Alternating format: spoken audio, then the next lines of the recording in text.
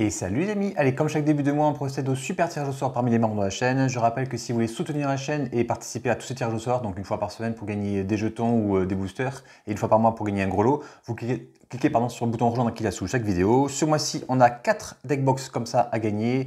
Donc vous choisissez la deckbox qui vous plaît.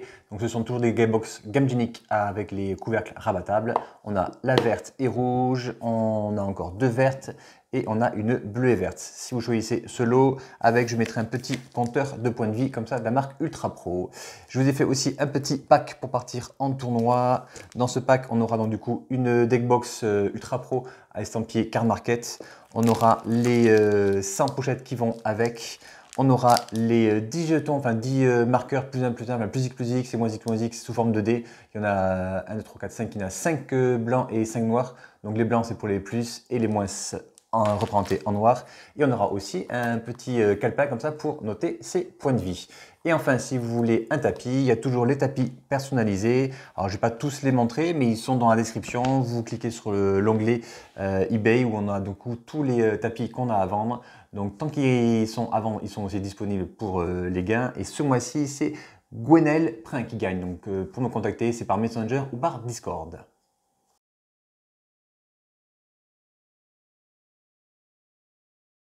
Et aujourd'hui, on se retrouve pour la deuxième ronde de l'Open Qualifier de Livourne.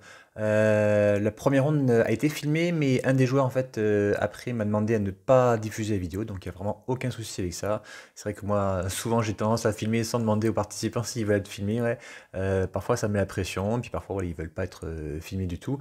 Là en l'occurrence, ils ne voulaient pas, donc du coup ce serait une partie entre moi-même qui va affronter Raffine. Alors c'est vrai que c'était rigolo parce que je suis allé préparer la caméra pour le joueur qui me dit mais en fait je crois que je t'affronte. Et en effet c'était moi, du coup c'est vrai que c'est pas évident quand on a surtout un gros tournoi comme ça, il y avait 64 joueurs, c'est pas évident de non seulement de préparer en fait à chaque fois les tables pour être filmé et en plus à côté de jouer. C'est pour ça que j'ai préféré prendre un mono rouge, c'est assez rapide, ça me permet d'être un peu plus disponible.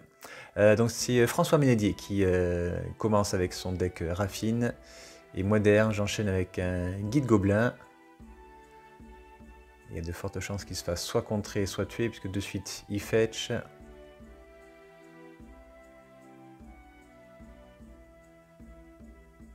Et c'est contré avec une dîme de mana. Donc François Médier, je crois que c'est un joueur de Cahors. D'ailleurs, je crois que son tapis artefact, c'est un tapis de leur boutique locale. Allez, tour 2, je lance Feldon. Ce coup-ci, ça passe. Il prend 2, il passe à 17.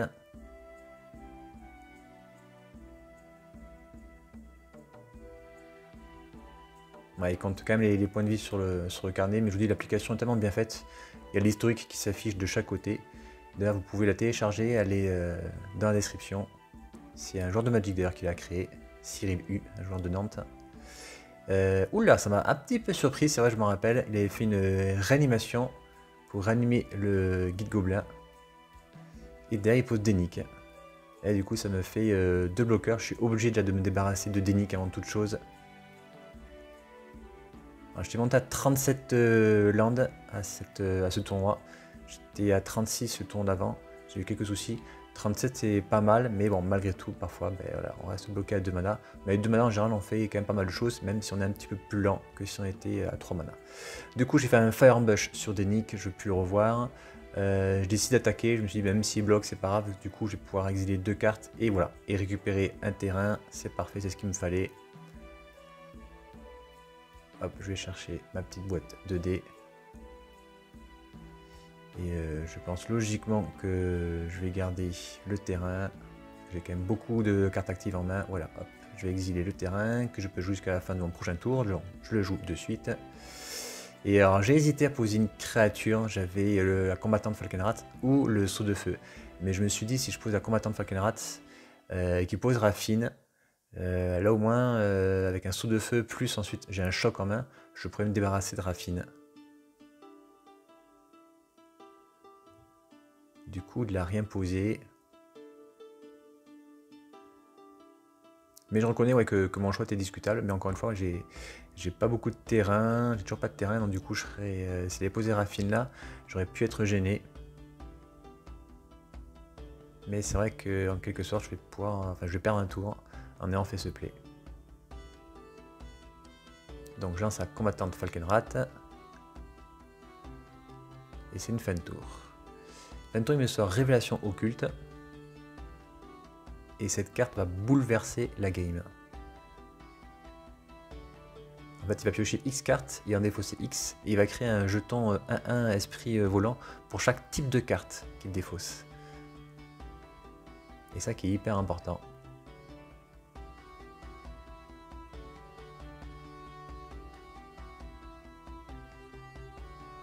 Et du coup, il va défausser une écharpe de lion et un déchiqueté par le vide. Et en fait, l'écharpe de lion, c'est à la fois un artefact et une créature. Ce qui fait que du coup, c'est deux types de cartes. Et il y en a ensuite un troisième type de carte avec déchiqueté par le vide. Du coup, il va créer 3 jetons 1-1 vol. Et c'est ça qui va poser problème. Parce que du coup, derrière, il va pouvoir poser Raffine. Et ça va être très très compliqué pour moi. Et en fait, en main, j'ai deux équivalents de choc, plus du coup le troisième que j'ai sur la table. J'ai aussi une Fire Blast, je peux aussi me débarrasser de Raffine, mais ça resterait 3 créatures 1-1. S'il a un terrain, il pourra rapidement reposer Raffine et je serai toujours dans l'embarras. Ou je peux aussi balancer tous mes blasts sur lui, en espérant en piocher assez ensuite pour achever. Ça a été le choix le plus compliqué de la game. Et au montage, du coup, je me suis refait la game en faisant d'autres versions. C'est assez compliqué, hein, c'est vraiment assez compliqué. Je ne vais pas vous mâcher le suspense maintenant. En tout cas, à cette partie au tournoi, j'ai opté pour la solution de tuer toutes ces créatures et de ne pas mettre les dégâts dans sa bouche. Même si ça paraissait intéressant parce que du coup, j'avais donc 2 chocs en main, plus le choc qui était présent sur la table et un Fire Blast. Donc j'avais quand même 10 points de dégâts possibles. J'aurais pu passer à 6. Mais voilà, après j'avais ma vide. Et il avait son terrain en plus. Donc du coup, si je m'étais acharné sur comment Raffine en faisant la Fire Blast, ça aurait été un très mauvais play en tout cas. Parce que derrière, il pouvait reposer à nouveau Raffine. Bon, j'ai pioché mon 4e terrain. Là, on va pouvoir aller chercher des cartes actives. On va poser Feldon, on va attaquer. Voilà, il joue très très bien, c'est bien comme ça qu'il faut faire hein, contre Feldon, il faut le laisser passer. Il faut considérer que tant qu'on n'est vraiment pas à quelques points de vie, il faut laisser passer, c'est une créature imbloquable. Si on le bloque avec une créature comme celle-ci par exemple, on nous donne trop de cartes advantage. Il m'attaque avec Raffine, il pioche une carte,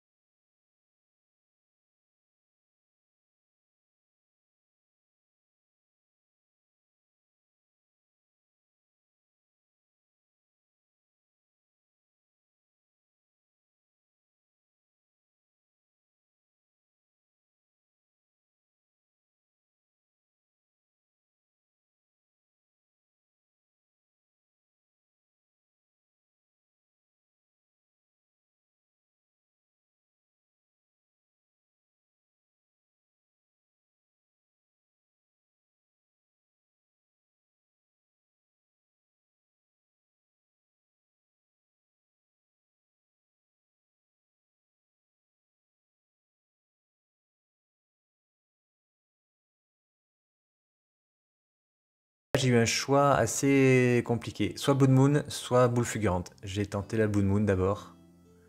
Il fetch. Je me suis dit, s'il a une fin du compte, il pourra peut-être pas la contrer. Ah, il avait le perce sort. Alors il a quand même perdu 2 parce que c'était un Ravland qui était allé chercher. Donc je suppose qu'il a son bilan directement en main.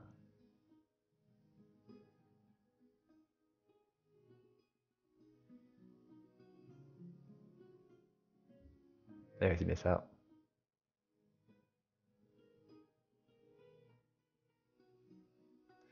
Le passeur de la mer creuse. Alors j'ai l'apprenti loyal, Slicer, brasier calcinant, c'est le seul blast que j'ai, et la boule fulgurante.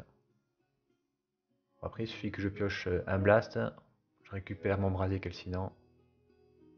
Je joue quand même assez de blast, donc je suis pas trop inquiet, et je suppose qu'il va quand même me dégager le brasier calcinant. Quoi qu'il peut aussi dégager la boule fulgurante s'il n'a pas d'anti-créature à 1. Ouais, il dégage le brasier.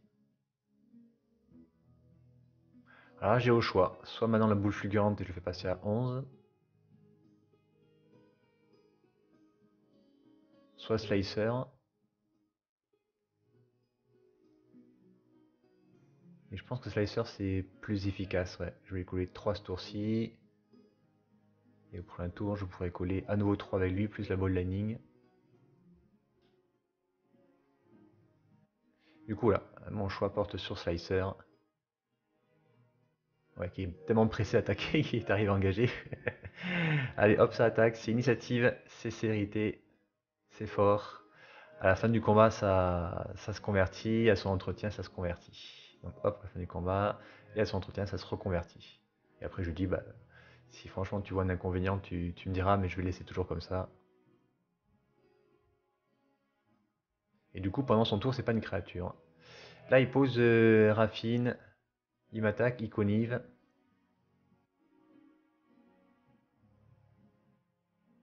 Là, je me rends compte que si j'avais attendu peut-être plus tard pour la Blood Moon, peut-être que ça aurait payé.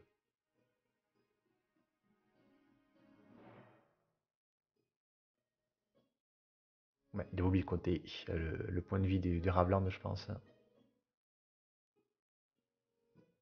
Et il pose un fetch.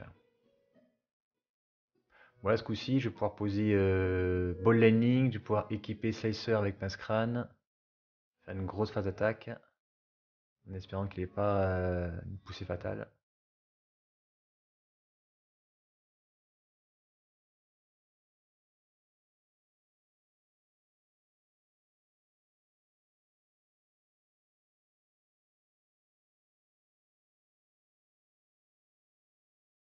Ouais, voilà, Ball Lightning. Ah, j'ai même pas équipé avec le Pince Crâne. Oh, mais quel touriste je suis, quoi. Ah là, c'est une honte de jouer comme ça. Là, j'aurais pu équiper Pince Crâne sur Slicer, qui aurait été 4-1 initiative, et donc du coup, je craignais pas le bloc de Raffine. Donc lui, du coup, bien sûr, il fetch. Ah, c'est pas un. Ouais, c'est un retour au pays, donc ça me fait gagner 6, ce qui est bien, mais pas top. Et oui, voilà, ouais. Quelle erreur j'ai fait, mais quelle erreur. Là, je lui ai économisé 4 points, parce que j'aurais posé Pince Crâne dessus, il aurait pris 4. Et il sera à 9.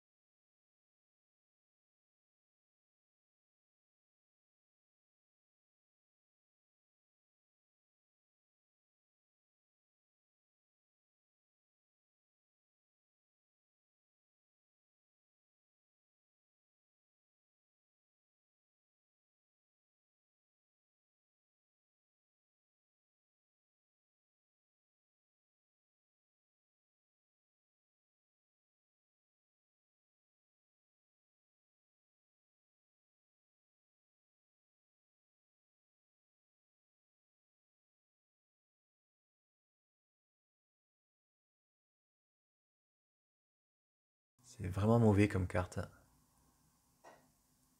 Mais bon, moi j'ai essayé, j'ai testé. C'est beaucoup trop faible.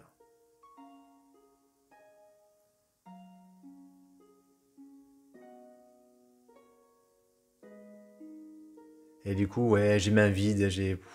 Alors je peux attaquer avec les deux. Mais je calcule que là, du coup, elle est 5. Je prendrai 8 pour un tour. Il va conniver 2, il va forcément me tuer. Donc je suis obligé d'avoir une carte, une créature en défense. Et en fait, je vais juste lui mettre un avec le lapin. Et après, je vais l'équiper pour pouvoir piocher 2 cartes. Mais voilà, en réponse, il va jouer la solitude. Il va m'exiler mon slicer. Je vais quand même gagner 4. Je vais repasser à 13. Il va bloquer la batterie lapin. Il va gagner 3. Il va passer à 14. Et je crois qu'en fait, il peut me tuer là. Il y a 1, 2, 3, 4, 5, 6. 6 et 5, 11. Il va conniver 3 fois. Il y a de fortes chances qu'il puisse me tuer.